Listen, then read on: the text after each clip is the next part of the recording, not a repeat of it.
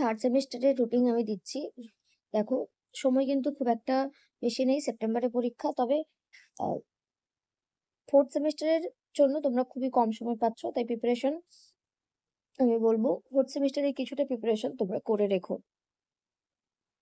Third সেমিস্টারের সঙ্গেই।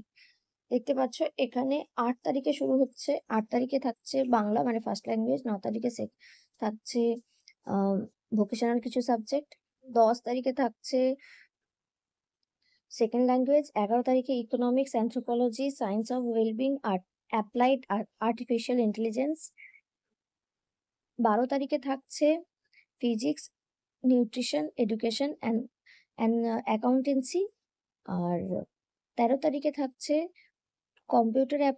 Computer science, modern computer application, environmental studies, health and physical education, music, visualisation. 15 তারিখ থাকছে statistics, psychology, commercial law and preliminary auditing, history. 16 তারিখে থাকছে chemistry, geography, human development and resource management, business studies. 18 তারিখে থাকছে philosophy. 19 তারিখে থাকছে mathematics, agriculture, journalism and mass communication, Sanskrit, Persian, Arabic. 20 তারিখে থাকছে cyber security, artificial intelligence, data science, psychology, sociology. আর 22 তারিখে থাকছে বায়োলজি, পলিটিক্যাল সায়েন্স, কস্ট্যাক্স।